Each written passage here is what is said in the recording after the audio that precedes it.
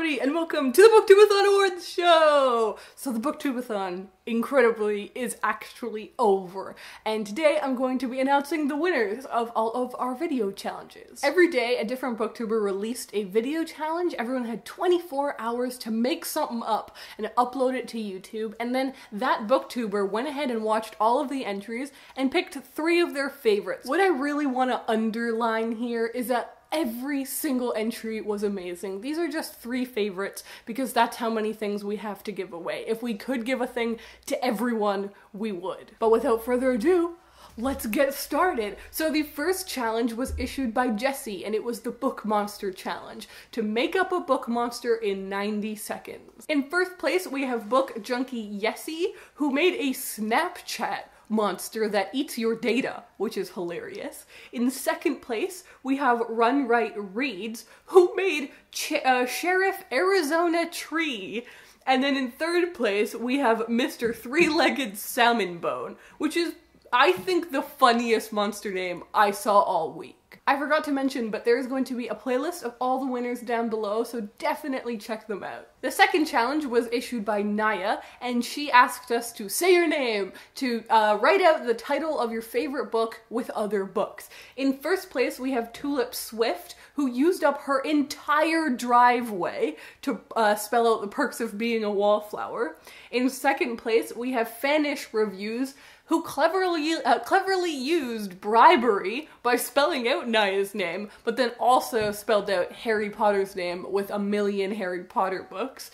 And then we have Proud Book Lion, who did the challenge by using book spines as opposed to like physically spelling it out. The next challenge was issued by Zoe, and she asked us to reenact a scene to make the book to movie adaptation we've always wanted. And in first place, she chose Toast Dragon Fantasy, who did a reenactment of the potion scene in the first Harry Potter book, and let me just say, his interpretation spirals a bit in a very funny way. Next up, we have Magical Molly, who had the tea party from Alice in Wonderland, and it was hilarious. She plays all of the different characters. It's really, really good.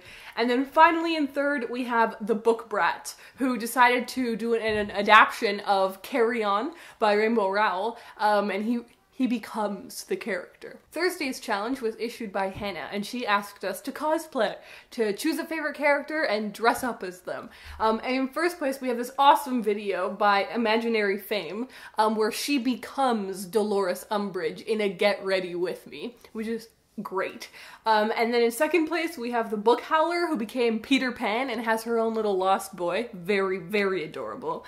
And finally, Pirates and Pixie Dust, who actually became 3 different characters. She went full out. The next challenge was issued by Marissa, who asked us all to create a reading list around one of the books that we read during the Booktubeathon. There were so many interesting entries, and she awarded first place to Sajid from Books Are My Social Life because he pretends to be the Muggle studies teacher at Hogwarts, and he's trying to explain things to people, like to wizards, like what a meme is and the internet. It's very, very good. I definitely recommend that. In second place, we have Gossamer Nonsense, who made a whole video about required reading on dragons and did it completely in stop motion. It's amazing. And then thirdly, we have Michelle from I Am Not a Worm, who did a class all about superheroes. And she is so passionate about superheroes. I think we could all take that class and learn something. Next up, we have Lala, who issued us a 2-minute challenge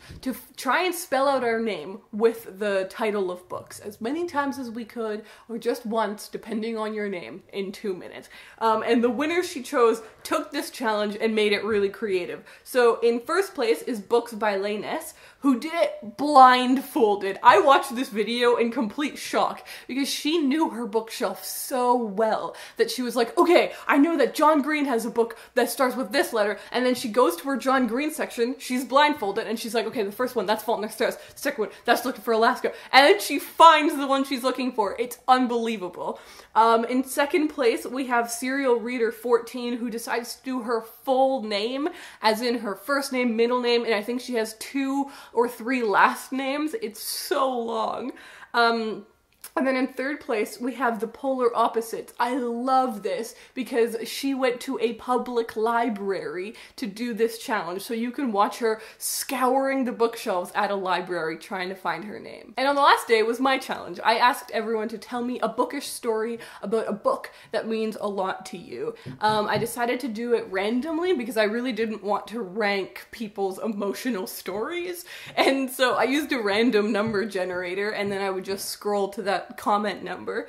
And so in first place is Bites of Books. Such a nice video. They talk about the first book that ever really immersed them into a new world, which was The Hobbit that she was given by her uncle. And then in second place, we have Garden of Eden Books, who talks about, her story really touched me. She was talking about how on a road trip with her family, she decided to bring a few books, and she read them so quickly that she ran out of books. But thankfully, her brother was reading Harry Potter at the time, so she was like, okay, I'll give this book a shot. Her and her two siblings were reading them all together, and it got to the point where they were all reading the fifth book at the same time. So like, she would get to read a chapter and then move it to the next kid.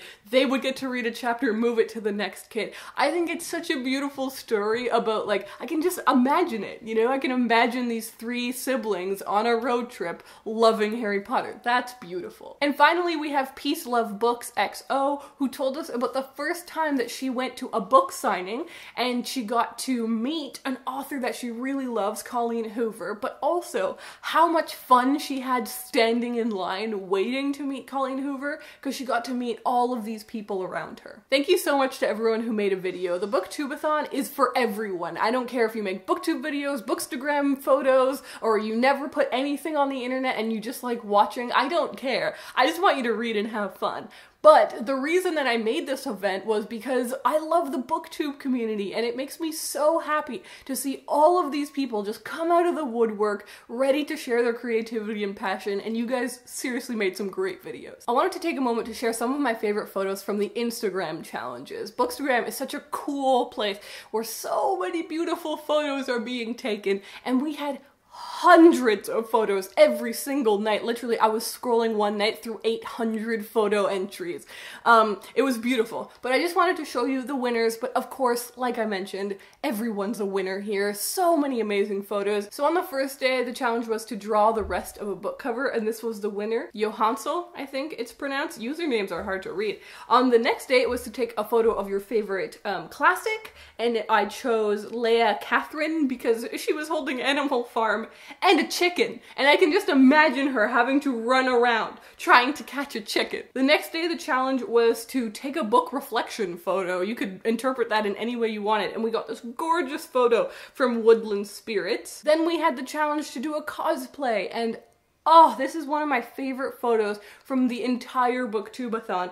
We have Lainess, who like became Luna Lovegood. I see this photo and I think she might actually be Luna Lovegood. The next day, the challenge was to take a photo of your book with some food. Again, you could do whatever you wanted, and we had this amazing entry from Tea With All, which I just found so cute and so funny, and I'm trying to imagine how they did that. Like, how long did it take to get every little noodle? The sixth challenge was to take a photo of your book with something that matches its mood, and this entry by Enchanted Bibliophile made me smile so much because she chose the object to be her best friend, which does perfectly match the book and is also just adorable. And then the final challenge was to take a photo of your bookshelf, and this was so beautiful. Like, honestly, if you do anything today, go scroll through the hashtag #BeTatShelfie because there is so many amazing bookshelf photos. But I loved this one from Of Eden Books because she took her shelf with her on vacation. That's amazing. I mean, that's kind of the dream. And finally, before I go, there are some thanks in order. I want to thank all of the video hosts for making up such cool creative challenges and for going ahead and like watching all of those entries. It takes ages, but it's always worth it. I want to thank all of the booktubers who ran Twitter sprints. Twitter sprints are such a magical magical time when we all come together to do some reading. And I just want to thank all of those hosts who came together, made up some creative games, and had a great time. I want to thank the Instagram hosts who again also took the time to think up a cool photo challenge and then photograph something beautiful. And finally, I really want to thank our sponsors. Honestly, they help so much by giving these cool things that I get to hand out to everyone. I feel like a book fairy. I'm like, you take some books, and you take some books, and also for supporting and sponsoring the event, because this week takes so much work. It takes so much work to organize, and the fact that because of their help, I can take the week off and other weeks off because of all of the organization, it means a lot. And so that's it! We did it again! Another successful Booktubeathon. I really hope that you guys all had fun. That is the main hope of the week. I mean, I hope you read some, but mainly I hope you had some fun, and I will see you guys next year. Bye!